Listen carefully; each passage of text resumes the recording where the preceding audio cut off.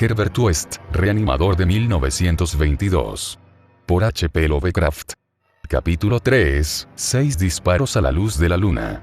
No es corriente descargar los 6 tiros de un revólver con toda precipitación, cuando uno solo habría sido sin duda suficiente, pero hubo muchas cosas en la vida de Herbert West que no eran corrientes.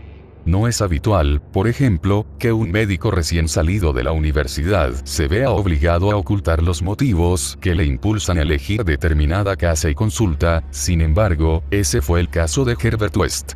Cuando obtuvimos él y yo el título de la Facultad de Medicina de la Universidad Miskatonic, y tratamos de paliar nuestra penuria instalándonos como facultativos de medicina general, tuvimos mucho cuidado en ocultar que habíamos elegido nuestra casa por su aislamiento y su proximidad al cementerio. Un deseo de soledad de esta naturaleza rara vez carece de motivos, y como es natural, nosotros los teníamos también. Nuestras necesidades se debían a un trabajo claramente impopular. Externamente éramos médicos tan solo, pero por debajo de esa superficie había objetivos de una importancia mucho más grande y terrible, ya que lo esencial en la vida de Herbert West era la búsqueda en las negras y prohibidas regiones de lo desconocido, en las que esperaba descubrir el secreto de la vida, y de devolver la animación perpetua al barro frío del cementerio. Una búsqueda de ese género requiere extraños materiales, entre ellos, cadáveres humanos recientes, y para mantenerse abastecido de tales elementos indispensables, uno debe vivir discretamente, y no muy lejos de un lugar de enterramientos anónimos. West y yo nos habíamos conocido en la universidad, y fui el único que simpatizó con sus espantosos experimentos.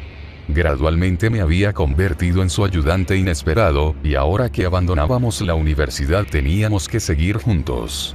No era fácil que 2 doctores encontraran salida juntos, pero finalmente, por influencia de la universidad, se nos proporcionó una consulta en Bolton, pueblo industrial próximo a Arkham, la sede universitaria. Las fábricas textiles de Bolton son las más grandes del Valle de Miskatonic, y sus operarios políglotas no han sido jamás pacientes gratos para los médicos de la localidad. Elegimos nuestra casa con el mayor cuidado, y adoptamos finalmente un edificio ruinoso, próximo al final de Pond Street, a 5 números de nuestro vecino más cercano. Y separada del cementerio tan solo por una extensión de pradera cortada por una estrecha franja de espeso bosque que hay al norte. Dicha distancia era mayor de lo que hubiéramos deseado, pero no encontramos una casa más cerca, a menos que nos hubiésemos instalado en el otro lado del prado, lo que quedaba muy retirado del distrito industrial. Pero no estábamos demasiado descontentos ya que no teníamos vecinos, entre nosotros y nuestra siniestra fuente de abastecimiento. El camino era algo largo, pero podíamos transportar nuestros mudos ejemplares sin que nadie nos molestase. Nuestro trabajo fue sorprendentemente abundante desde el principio mismo. Lo bastante abundante como para satisfacer a la mayoría de los jóvenes doctores, y lo bastante abundante para resultar un aburrimiento y una pesadez para aquellos estudiosos cuyo verdadero interés residía en otra cosa. Los trabajadores de las fábricas eran de inclinación algo turbulentas, así que además de sus numerosas necesidades de asistencia médica, sus frecuentes golpes, cuchilladas y pendencias nos daban mucho trabajo. Pero lo que verdaderamente acaparaba nuestro interés era el laboratorio secreto que habíamos instalado en el sótano, un laboratorio con su mesa larga bajo las luces eléctricas donde, en las primeras horas de la madrugada, inyectábamos a menudo las diversas soluciones de West en las venas de los despojos que sacábamos de la fosa común. West experimentaba, febrilmente, tratando de encontrar algo que pusiese en marcha de nuevo los movimientos vitales, tras haberlos interrumpido ese fenómeno que llamamos muerte, pero chocaba con los más horrorosos obstáculos. La solución debía tener una composición especial según los distintos tipos, la que servía para los conejillos de indias no valía para los seres humanos, y cada clase requería sensibles modificaciones. Los cuerpos tenían que ser excepcionalmente frescos, dado que una ligera descomposición del tejido cerebral hacía imposible que la reanimación fuese perfecta. En efecto, el mayor problema estaba en conseguir cadáveres suficientemente frescos. West había tenido experiencias horribles durante sus investigaciones secretas en la universidad, con cadáveres de dudosa calidad. Las consecuencias de una animación parcial o imperfecta eran mucho más horrendas que los fracasos totales, y los dos teníamos recuerdos pavorosos de ese tipo de resultados. Desde nuestra primera sesión demoníaca en la granja deshabitada de Meadow Hill, Arkham, no habíamos dejado de sentir una secreta amenaza, y West, aunque en casi todos los sentidos era un autómata frío, científico, rubio y de ojos azules, confesaba a menudo, con un estremecimiento, que le parecía que era víctima de una furtiva persecución. Tenía la impresión de que le seguían, ilusión psíquica debida a sus nervios trastornados, y aumentada por el hecho innegablemente perturbador de que al menos uno de nuestros 3 ejemplares reanimados aún seguía vivo. Se trataba de un ser espantoso y carnívoro, el cual permanecía encerrado en una celda acolchada de Sefton. Había otro, además del primero, cuyo exacto destino nunca llegamos a saber. Tuvimos bastante suerte con los ejemplares de Bolton, mucha más que con los de Arkham. Aún no hacía una semana que estábamos instalados, cuando nos apoderamos de una víctima de accidente la misma noche de su entierro, y conseguimos que abriese los ojos con una expresión asombrosamente lúcida, antes de que fallara la solución. Había perdido un brazo. De haber tenido el cuerpo íntegro, quizá hubiéramos tenido más suerte. Entre esa fecha y el siguiente mes de enero efectuamos 3 ensayos más, uno fue un fracaso total, en otro, conseguimos un claro movimiento muscular, en cuanto al tercero, el resultado fue estremecedor, se levantó por sí solo y emitió un sonido gutural.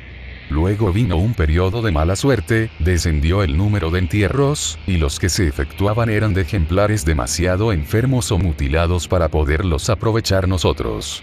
Seguíamos la pista a todas las defunciones y circunstancias en que éstas ocurrían con un cuidado sistemático. Una noche de marzo, sin embargo, conseguimos inesperadamente un ejemplar que no provenía de la fosa común. El puritanismo imperante en Bolton tenía prohibida la práctica del boxeo, lo que no dejaba de tener las lógicas consecuencias. Los combates mal dirigidos entre los obreros eran cosa corriente, y de vez en cuando traían de fuera algún campeón profesional de escasa categoría. Esa noche de finales de invierno habían celebrado un combate de este tipo, evidentemente con desastrosas consecuencias, ya que vinieron a buscarnos 2 polacos asustados, suplicándonos en un lenguaje casi incoherente que atendiésemos un caso muy secreto y desesperado. Les seguimos hasta un cobertizo abandonado, donde todavía quedaba un grupo de espectadores extranjeros, observando asustados un cuerpo negro que yacía exánime en el suelo. En el combate se habían enfrentado Kid O'Brien, un joven torpe y ahora tembloroso, con una nariz ganchuda muy poco irlandesa, y Bob Robinson, el betún de Harlem. El negro había sido noqueado, y tras un breve examen, nos dimos cuenta de que no se recuperaría. Era un ser repugnante, con pinta de gorila, unos brazos anormalmente largos que me parecían de manera inevitable patas anteriores, y una cara que irremediablemente hacía pensar en los secretos insondables del Congo, las llamadas de Tam Tam bajo una luna misteriosa. El cuerpo debió de tener peor aspecto en vida, pero el mundo contiene muchas fealdades. Aquella gente despreciable estaba asustada, ya que no sabía que podía exigirles la ley, si el caso llegaba a conocerse, y se sintieron agradecidos cuando West, a pesar de mis involuntarios estremecimientos, se ofreció a librarles del cuerpo en secreto. Puesto que conocía muy bien sus intenciones. Había una luna resplandeciente sobre el paisaje sin nieve, pero vestimos el cadáver, y lo llevamos a casa entre los 2 por las calles desiertas y el campo, del mismo modo que transportamos un cadáver parecido una horrible noche en Arkham. Nos dirigimos a casa por el campo de atrás, entramos el ejemplar por la puerta trasera, lo bajamos al sótano, y lo preparamos para nuestro experimento habitual. Nuestro miedo a la policía era absurdamente considerable, aunque habíamos calculado nuestro recorrido de forma que no nos tropezamos con el guardia que hacía ronda por aquel distrito. El resultado fue enojosamente decepcionante. Con su aspecto horrendo, nuestra presa fue totalmente insensible a todas las soluciones que inyectamos en su negro brazo. De modo que, como se acercaba peligrosamente la hora del amanecer, hicimos lo mismo que con los demás, lo llevamos a rastras por el prado hasta la franja de bosque próxima al cementerio de enterramientos anónimos, y lo enterramos allí en la mejor sepultura que la helada tierra nos permitió. La fosa no era demasiado honda, pero era tan buena como la del ejemplar anterior, aquel que se había levantado y había proferido un grito. A la luz de nuestras linternas oscuras, lo cubrimos cuidadosamente con hojas y ramas secas, seguros de que la policía no lo descubriría jamás en un bosque tan oscuro y espeso. Al día siguiente, me sentí alarmado, ya que un paciente me trajo la noticia de que se sospechaba que habían celebrado un combate, y que había muerto alguien. West tenía otro motivo de preocupación. Por la tarde le habían llamado para que atendiese un caso que acabó de forma amenazadora. Una italiana se había puesto histérica porque se le había extraviado el hijo, un chiquillo de 5 años, que había desaparecido por la mañana y no había vuelto para comer. Presentaba síntomas sumamente alarmantes dado que padecía del corazón. Era un histerismo estúpido, ya que el chico se había escapado más de una vez, pero los campesinos italianos son extraordinariamente supersticiosos, y esta mujer parecía tan angustiada por los presagios como por los hechos. Hacia las 7 de la tarde la mujer falleció, y su frenético marido armó un escándalo espantoso, empeñado en matar a West, a quien culpaba furiosamente de no haberle salvado la vida. Los amigos le sujetaron cuando le vieron sacar un cuchillo, pero West se marchó en medio de inhumanos alaridos, maldiciones y juramentos de venganza.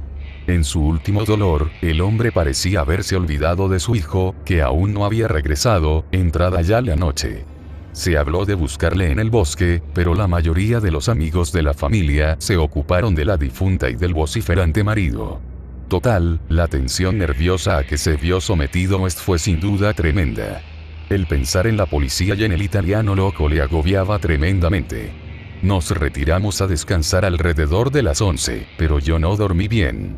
Bolton contaba con un cuerpo de policías sorprendentemente eficaz pese a ser un pueblo pequeño, y yo no paraba de pensar en el escándalo que se provocaría si llegaba a descubrir lo ocurrido la noche anterior. Podía significar el fin de nuestro trabajo en la localidad. Y quizá la cárcel para los dos. Me inquietaban los rumores que corrían acerca del combate de boxeo. Pasadas las 3, el resplandor de la luna me dio en los ojos, pero me volví sin levantarme a cerrar su persiana. Luego sonaron unos golpes enérgicos en la puerta de atrás. Permanecí inmóvil, algo aturdido. Poco después oí a West llamar a mi puerta. Estaba en bata y zapatillas, y tenía en las manos un revólver y una linterna eléctrica. Al ver el revólver, comprendí que pensaba más en el enajenado italiano que en la policía. «Será mejor que bajemos los dos», susurró. No estaría bien no contestar, quizás sea un paciente. Sería muy propio de uno de esos idiotas llamar por la puerta de atrás. Así que bajamos los dos sigilosamente, con un temor en parte justificado, y en parte debido solo al misterio de las primeras horas de la madrugada. Volvieron a llamar, un poco más fuerte. Al llegar a la puerta, corrí el cerrojo cautelosamente y abrí de par en par, y al revelarnos la luz de la luna la figura que teníamos delante. West hizo algo muy extraño. A pesar del evidente peligro de atraer sobre nuestras cabezas la temida investigación policial, cosa que felizmente evitamos por el relativo aislamiento de nuestra casa, mi amigo, súbita, excitada e innecesariamente, vació las 6 recámaras de su revólver sobre nuestro nocturno visitante. Porque no se trataba del italiano ni del policía. Recortándose horrendamente contra la luna espectral, había un ser gigantesco y deforme, inconcebible salvo en las pesadillas, una aparición de ojos vidriosos, negra, y casi a 4 patas, cubierta de hojas y ramas y barro, sucia de sangre coagulada, la cual mostraba entre sus dientes relucientes una cosa cilíndrica, terrible, blanca como la nieve, que terminaba en una mano diminuta.